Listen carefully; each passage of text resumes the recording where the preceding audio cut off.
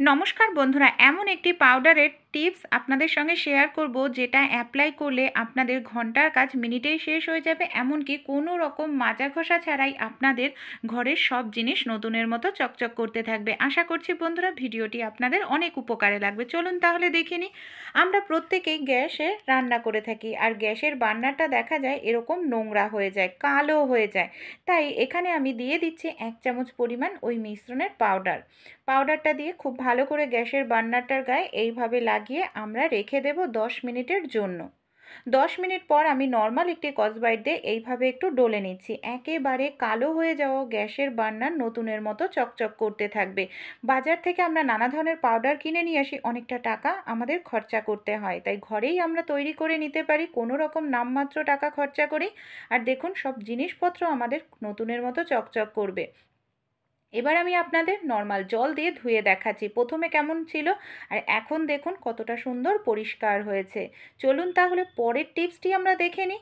আমরা রান্নাবাড়ি করার পর অনেক সময় আমাদের কড়াই এইভাবে পুড়ে যায়। পুড়ে যাওয়া কড়াই আমাদের পরিষ্কার করতে কিন্তু অনেকটা সময় লাগে, অনেকটা সময় ধরে মাজা ঘষা করতে লাগে। এখানে আমি 1 চামচ পরিমাণ এই পাউডার দিয়ে দিচ্ছি। দেখুন বেশি নয়, 1 চামচ দিলেই যথেষ্ট কিন্তু বন্ধুরা। এইভাবে দিয়ে আমি কি করব, খুব ভালো করে এটাকে মাখিয়ে আমাদের রেখে দিতে হবে। এটাকে আপনারা খুব ভালো করে মাখিয়ে 10 মিনিট মতো রেখে দিন।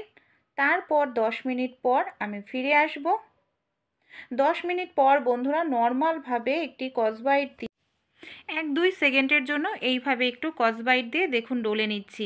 একেবারে পুড়ে যাওয়া কড়াইও কিন্তু আপনাদের নতুনের মতো চকচক করতে থাকবে। দেখতেই পাচ্ছেন কতটা সুন্দর পরিষ্কার হয়ে গেল। যে কাজটি আমাদের করতে মিনিমাম 15-20 মিনিট সময় লাগতো, সেটা আপনাদের 1 মিনিটের মধ্যেই হয়ে যাবে। এবার আমি আপনাদের নর্মাল জল দিয়ে ধুয়ে দেখাবো যে আমাদের এই কড়াইটি কতটা সুন্দর পরিষ্কার হলো। দেখুন বন্ধুরা রেজাল্ট আপনাদের সামনেই রয়েছে। ভালো লেগে থাকলে অবশ্যই আপনারা অ্যাপ্লাই করবেন। চলুন পরের টিপসটি দেখে নিই। আমাদের বাড়িতে এই ধরনের অনেক ঘটি থাকে, যেগুলো তামার, কাঁসার, পিতলের হয়ে থাকে। অনেক দিন হয়তো ব্যবহার করা হয় না, এর মধ্যে নানা রকম দাগ ছোপ পড়ে যায়, সবুজ দাগ পড়ে যায়। এই ধরনের যে আমাদের তামার ঘটি বা পিতল কাঁসার ঘটি থাকে, এর মধ্যে আমি সামান্য পরিমাণ মিশ্রণ নিয়ে দেখুন এইভাবে ডলে দেখাচ্ছি। কতটা সুন্দর পরিষ্কার হবে বন্ধুরা, কোনো রকম আমাদের এটাকে মাজা ঘষা করতেই লাগবে না। এইভাবে দেখতে পাচ্ছেন, দেখুন নতুনের মতো চকচক করছে। আমি এটাকে আপনাদের দেখানোর জন্য পার্থক্যটা করলাম। এবার কি করব, এই ঘটির মধ্যে সামান্য পরিমাণ মিশ্রণ নিয়ে নেব, হাতটাকে একটু ভিজিয়ে নেব। তারপর এইভাবে আমরা একটু ডলে নেব কয়েক সেকেন্ড। কোনো রকম মাজা ঘষা করতে লাগবে না, কোনো রকম স্কচব্রাইট এখানে আপনাদের ইউজ করতে লাগবে না। এতটা সুন্দর পরিষ্কার হবে, পুরো নতুনের মতো হয়ে যাবে। দেখুন এই যে মুখের কাজটা আছে, মুখের কাজটাতেও আমি এইভাবে ডলে নিচ্ছি। সব জায়গায় নর্মালভাবে ডললেই আপনাদের তামা কিংবা পিতল, কাঁসা নতুনের মতো চকচক করতে থাকবে। পেছন দিকটাও সামান্য একটু মিশ্রণ দিয়ে আমি এইভাবে জল দিয়ে নিচ্ছি। তারপর আমি আপনাদের ধুয়ে দেখাবো যে কতটা সুন্দর রেজাল্ট আমরা পেলাম। দেখুন আমি নর্মাল জল দিয়ে ধুয়ে এবার আপনাদের দেখাচ্ছি। দেখতে পাচ্ছেন একেবারে নতুনের মতো কিন্তু চকচক করছে বন্ধুরা। তাই আপনারা কিন্তু একটু স্কিপ না করে দেখতে থাকুন পাউডারটা আমি কি দিয়ে তৈরি করেছি। চলুন তাহলে পরবর্তী যে পদ্ধতিটি আছে বন্ধুরা, সেইটি আমরা।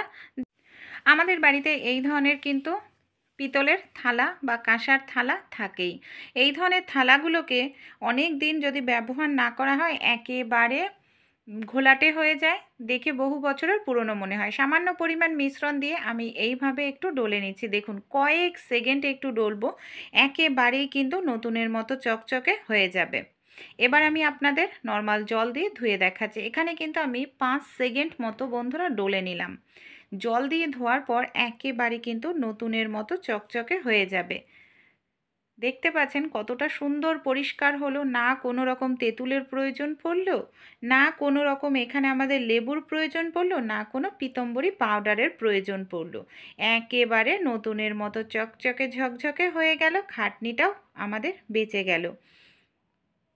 আমাদের বাড়িতে এই ধরনের কিন্তু অনেক যে রুটি তৈরি করার তাওয়া থাকে, বিশেষ করে অনেকে এই লোহার তাওয়াতে রুটি করে থাকে। লোহার তাওয়াতে দেখা যায় রুটি করলে একটি অসুবিধা কি, জং ধরে যায় বন্ধুরা, জল দিয়ে মাজলে ঠিকমতো যত্ন না নিলে এই জংটা সহজে তোলাও যায় না, আর সেক্ষেত্রে জং অবস্থায় কোনো কিছু রান্নাও করা যায় না। তাই এখানেও আমি 1 চামচ পরিমাণ এই জাদুকরি পাউডার দিয়ে দিলাম।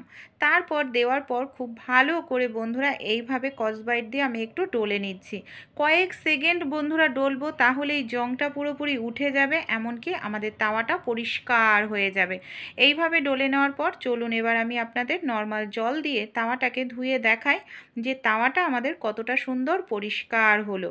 একেবারে নতুনের মতো চকচকে হয়ে গেছে, জং সব উঠে গেছে, দেখতে পাচ্ছেন, দেখুন একেবারে কিন্তু নতুনের মতো পরিষ্কার একেবারে নতুনের মতো পরিষ্কার হয়ে গেছে। এবার তাহলে চলুন পাউডারটা আমরা কি দিয়ে তৈরি করব দেখে নেব বন্ধুরা। এখানে আমি নিয়ে নিয়েছি আটা, যে আটার আমরা রুটি তৈরি করে খাই, হ্যাঁ বন্ধুরা সেই আটায় এখানে আমি 1 বাটি মতো নিয়ে নিলাম। দেখুন এখানে বাটি নিয়ে নিয়েছে, বাটির মধ্যে পুরোটা আটাই আমি এইভাবে ঢেলে দিলাম। 1 বাটি পরিমাণ ডিটারজেন্ট পাউডার দিয়ে দেব। এখানে হাফ বাটি পরিমাণ আমি কিন্তু নুন দিয়ে দিয়েছি, আর 1 চামচ পরিমাণ নিয়ে নিয়েছি বন্ধুরা সাইট্রিক অ্যাসিড। সাইট্রিক অ্যাসিড বলতে অনেকেই কিন্তু বন্ধুরা একে টক চিনিও বলে থাকে। এবার আমি এর মধ্যে দিয়ে দেব কিছুটা পরিমাণ উজালা। কালারের জন্য এখানে আমি সামান্য উজালা দিচ্ছি। আপনাদের যদি হলুদ কালার পছন্দ তাহলে আপনারা সামান্য পরিমাণ খাওয়ার হলুদ এখানে দিয়ে দিতে পারেন।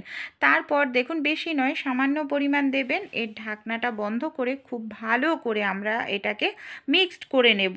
মানে যে নুন দিয়েছি, ডিটারজেন্ট পাউডার দিয়েছি, সেই সঙ্গে সাইট্রিক অ্যাসিড দিয়েছি, সব ভালো করে আমাদের মিশিয়ে নিতে হবে, একেবারে পাউডার মতো তৈরি করে নিতে হবে। তা চলুন পাউডার মতো তৈরি করে নিই।